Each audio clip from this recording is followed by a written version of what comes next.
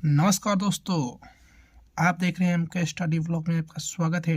तो आज हम पढ़ने वाले हैं अर्थशास्त्र, जो कि इस बार पेपर में आए हुए प्रश्न हैं और ये 2023-2024 का प्रश्न है।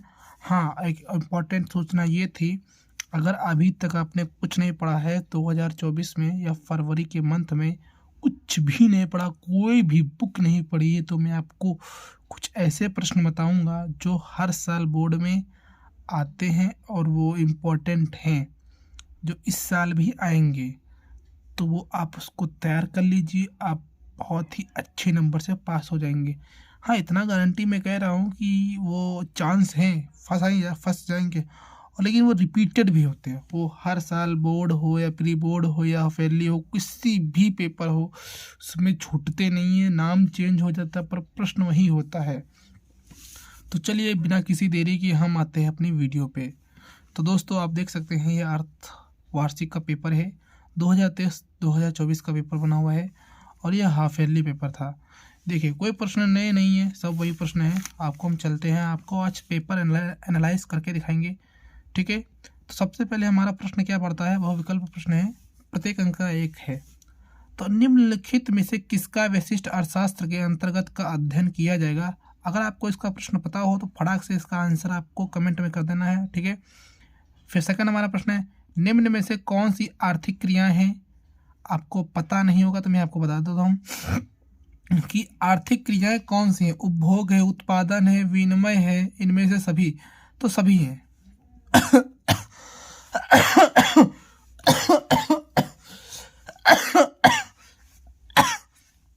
सॉरी। अगले प्रश्न पे आते हैं हम। विलासिता की वस्तुओं की मांग की कीमत लोच होती है। आपको पता है कि विलासिता की वस्तुएं क्या हैं? आपको नहीं पता है? अगर पता हो तो कमेंट में जरूर बता देना, नहीं पता होगा तो मैं आपको बता दूंगा आगे वीडियो में, ठीक है।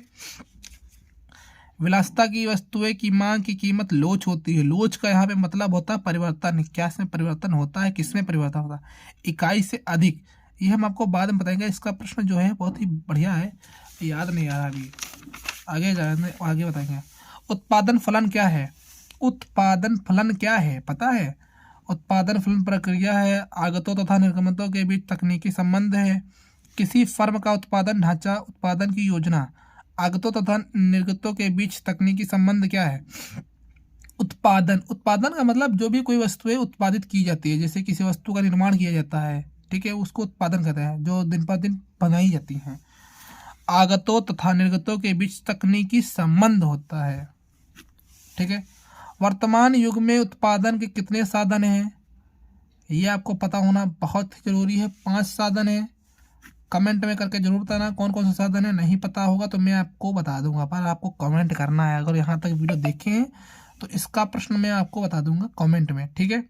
जाके वहाँ पे जरूर एक बार कमेंट करिए कि हाँ हमको उत्पादन के नाम बताइए, तो हम आपको नाम बता देंगे, ठीक है। अगले प्रश्न पे आते हैं। हमारे उत्तर प्रश्न है, जो कि ये भी 5 थे, ये पता नहीं क्यों किस कर दिया है। निम्नलिखित में से कौन सा समष्टि अर्थशास्त्र का विषय वस्तु नहीं है? आपको दोस्तों ध्यान देना है कि यहाँ पे प्रश्न फंस जाता है। कभी कभी कोई बच्चे पढ़ते नहीं है, वो गलत सलत कर देते हैं। तो इसमें पूछा जा रहा है कौन सा समष्टि अर्थशास्त्र का विषय वस्तु नहीं है। तो वह सार्वजनिक, यानी कि समष्टि क्या होता है, वो आता है हमारे इंटरनेशनल, बोले तो अंतर्राष्ट्रीय पे आता है, सार्वजनिक नहीं है। ये विदेशी विनिमय, मतलब इसमें पूछ रहा है समष्टि अर्थशास्त्र का वस्तु विषय वस्तु नहीं है भाई, ये नहीं है, बाकी सब हैं, ठीक है। अगले आते हैं। भारत में राष्ट्रीय आय का आकलन किसके द्वारा किया जाता है? कहने का मतलब यहाँ पे ये हो रहा है कि भारत में राष्ट्रीय आय का आकलन किसके द्वारा किया जाता है? आरबीआई के द्वारा, केंद्र सांख्यिकी संगठन। तो इसका प्रश्न भी फंसने वाला है, क्योंकि इसका मुझे याद नहीं आ रहा है। आपको फटाफट से इसको बताएंगे, ये हमारे अंडर में है, इसको सर्च करके बताएंगे, ठीक है। क्या बात है।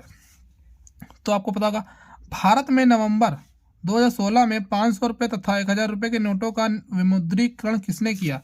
अब यहाँ पे एक चीज़ और बता दे कि एक प्रश्न आता है, क्या आता था अभी, कि विमुद्रीकरण क्या है।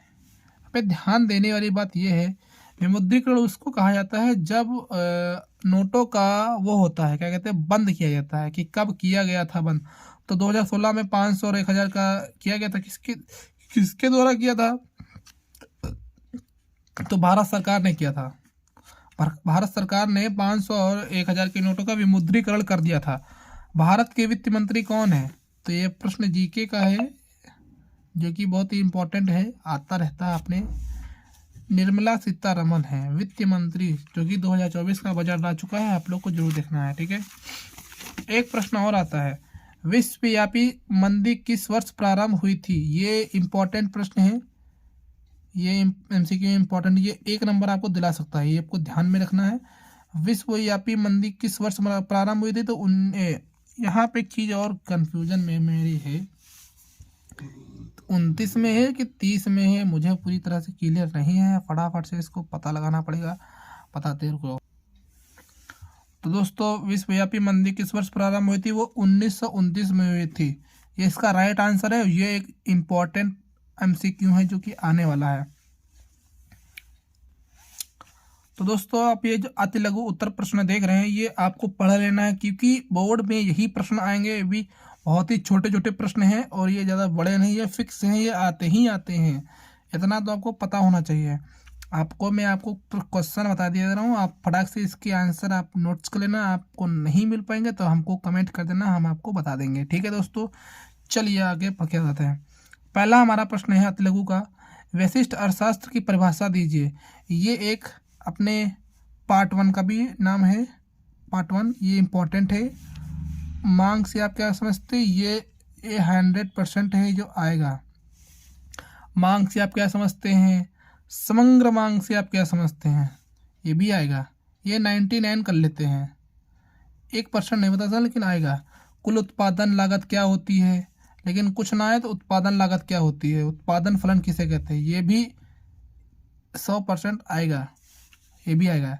स्टॉक की परिभाषा दीजिए, ये भी 90 मान सकते हो इसको। ये प्रश्न फंसेगा लेकिन 90 मान सकते हैं। पूंजीवादी अर्थव्यवस्था की मुख्य विशेषताएं क्या हैं? ये आपको पता होना चाहिए कि पूंजीवादी क्या है, पूंजीवादी अर्थव्यवस्था क्या है, इसकी मुख्य विशेषताएं क्या है। राष्ट्रीय आय की गणना करने की 2 विधियों का नाम बताइए। मुद्रा क्या है? इसको आप कह सकते हो 95। कुछ ना है लेकिन इससे एक और प्रश्न आता है, विमुद्रीकरण क्या है? ये प्रश्न जरूर आता है, ये इंपॉर्टेंट प्रश्न है और ये प्रश्न आपको मिल जाएंगे। अगर आप नहीं ढूंढ पाते तो हमको कमेंट कर देना, हम आपको बता देंगे फटाक से। इसके ऊपर नई वीडियो बना देंगे। ठीक है, इस पर आपको झंझट लेने वाली कोई बात नहीं है। अगले प्रश्न में आते हैं, जो कि लघु उत्तरीय प्रश्न है, जो कि ये भी पढ़ लेंगे आप पास हो जाएंगे। ये वो प्रश्न है जो एक बोर्ड में आ सकते हैं और आते ही हैं, बस नाम चेंज होता है। सामान्य वस्तुओं तथा निकृष्ट वस्तुओं के बीच अंतर। हाँ दोस्तों, इसके बीच का अंतर एक आ गया, अंतर भी आएगा, 2-3 अंतर जरूर आते हैं, पढ़ लेना। क्योंकि ये मैं कह दूँ तो ये मेरे हिसाब से 90 मान सकते हो, 10% मुझे विश्वास नहीं पड़ी। हाँ, परिवर्तित अनुपात के नियम, ये 95 मान सकते हो। ये क्योंकि ये इनकी एक हाई कीवर्ड सर्च है। हमें कहाँ पहुँच गया। अर्थव्यवस्था की केंद्र समस्याओं की विवेचना कीजिए। फटाफट से इसकी एक स्क्रीनशॉट लेना, क्योंकि ये प्रश्न आप पढ़ लेंगे। मुझे पता है आप लोगों ने पूरे टाइम नहीं पढ़ा है और मैं भी नहीं पढ़ा हूँ। और ये वीडियो बनाने का मकसद यही है कि आप भी इस वीडियो से कुछ समझें और सीखें। और प्रश्न जो ये मैं आपको बता रहा हूँ ये पढ़ लेना, क्योंकि हमको पता है कि इस बार टाइम नहीं बचा है। क्या बताएं, यही पढ़ लोगे कुछ फ़ायदा हो जाएगा। बुक आप देखेंगे तो आपका मन नहीं लगेगा, इसीलिए फटाक से इसकी स्क्रीनशॉट ले लीजिए और बढ़ते हैं अपने लॉन्ग आंसर की तरफ से। कुछ ना हो, यही पेपर पढ़ लो। मैं आपको मॉडल पेपर प्रोवाइड किया दे रहा हूँ, क्योंकि स्कूल के ही प्रश्न मेरे हैं। तो देखिए, ये एक 100% है, इसका अथवा में आपको जरूर कहीं ना कहीं मिलेगा। मांग की लोच परिभाषित कीजिए। किसी वस्तु की मांग की कीमत लोच का निर्धारित करने वाले प्रमुख कारकों का संक्षेप में लिखिए। और ये भी समष्टि अर्थशास्त्र, ये देख रहे हैं, समष्टि अर्थशास्त्र, एक समष्टि अर्थशास्त्र और एक वैशिष्ट अर्थशास्त्र, दोनों का या तो अंतर आएगा। ठीक, अंतर तो आ सकता है, अंतर अगर आने वाला होगा तो दोनों में अंतर आएगा। बाकी अगर नहीं भी अंतर आता तो एक जरूर आएगा। देखिए यहाँ पे लॉन्ग में आ गया है। उपयोगिता तुष्टिगुण से आप क्या समझते हैं? यहाँ पे आ सकता है। ये कुछ ना है तो ये केंद्र बैंक की साख नियंत्रण विधियों की व्याख्या कीजिए। ये भी जाना माना 95% है। चलिए अपने अगले पेपर की ओर तरफ बढ़ते हैं। ये हमारा प्री बोर्ड का पेपर है 2023-2024 का, जो भी फिलहाल में पेपर हुआ है, अर्थशास्त्र क्लास 12 का हुआ है। समय वही सब है, नियम पढ़ लेना, लेकिन आपको बता देता हूँ आगे चलते हैं, टाइम नहीं है, फटाफट।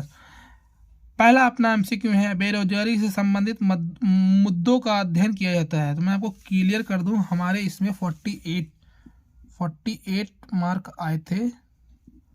बाकी के सभी के भैया अच्छे नंबर आए, 40, 50, 60, 70 सब ऐसे नंबर आए।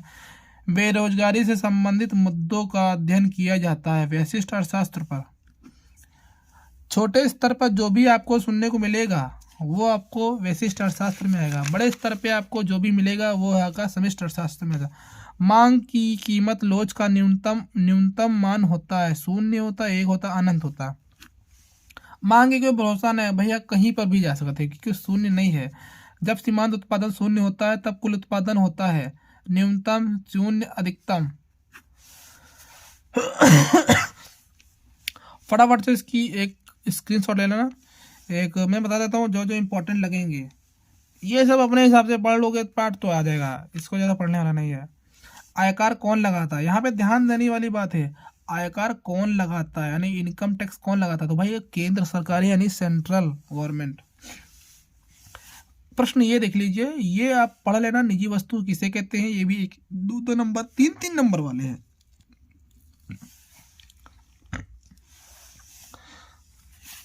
स्थानापन्न वस्तुएं क्या होती है, पूर्ण प्रतियोगिता की 3 वस्तुएं बताइए। बाजार का अर्थ बताइए, ठीक है, बाजार का अर्थ होता है। पूरक वस्तुएं क्या होती है, आपको पता होगा, मुझे पता है, डाउट नहीं, कोई बात नहीं है। आपको नहीं पता होगा, आंसर आपको बता देंगे, ठीक है। वही कर जो मैंने बताया है कि कमेंट में जरूर कर देना, ठीक है। इसकी पे वीडियो बना देंगे, करेंगे तो, नहीं तो कोई बात नहीं है। यही चेक क्या है, चेक आपको बताता है। चेक वो होता है जो एक आपको चेक आपको मैं दिखा रहा हूँ चेक क्या होता है। चेक दोस्तों, चेक एक कागजी मुद्रा है जिसके माध्यम से, ये देख सकते हैं, ये एक चेक है, इसको बोलते हैं चेक। ये कागजी मुद्रा है, इस पे यहाँ पे लिखा पे, यहाँ पे आप मतलब जितना अमाउंट जिसके नाम, जैसे मनोज कश्यप के नाम से जाएगी चेक, किसी के नाम से व्यक्ति का नाम आएगा, रुपए आएंगे, यहाँ पे मूल्य आएगा, यहाँ पे दिनांक आएगा, यहाँ पे उस व्यक्ति के सिग्नेचर होंगे जिसके नाम में चेक होगी। जब वो व्यक्ति सिग्नेचर यहाँ पे करेगा तो ये सिग्नेचर और ये सब जो चेक है एक मुद्रा के रूप में परिवर्तित हो जाएगी। और ये चेक जो है बैंक में जब आप लगाएंगे, आप इसके माध्यम से आप अपना पैसा जो है निकाल सकते हैं, किसी व्यक्ति को देंगे वो निकाल सकता है, तो उसी को चेक कहते हैं। आप अपने हिसाब से लिख सकते हैं, ठीक है। ये जो प्रश्न आपको दिखा रही है जाने माने प्रश्न है, जो पेपर में 99% आते हैं, 1% छोटा हट सकता है, बाकी 99% आते हैं। फटाक से इसकी भी स्क्रीनशॉट ले लीजिए। अगर नहीं होगी तो मैं आपको इसकी वीडियो प्रोवाइड करा दूंगा, जो इसमें जिस इम्पॉर्टेंट आपको जो आंसर लगे उसके पास आंसर क्वेश्चन के आपको क्वेश्चन लिख देना, उस पर वीडियो में बना दूंगा, ठीक है। तो दोस्तों मिलते हैं किसी नेक्स्ट वीडियो में। वीडियो ज़्यादा लंबी हो रही है तो इस वीडियो को यहीं पे ख़त्म करते हैं।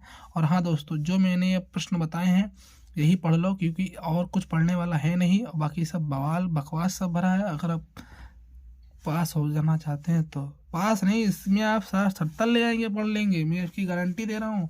वो ये प्रश्न है, यही पढ़ लीजिए, पास हो जाएगा, गारंटी शुद्धा। कुछ नहीं पढ़ना है, बस यही पढ़ लो बस। और इस आने वाली वीडियो हैं, बस चैनल को कर लेना सब्सक्राइब। मिलते हैं किसी नेक्स्ट वीडियो में और नेक्स्ट टॉपिक के साथ। बाय बाय, जय हिंद, जय भारत।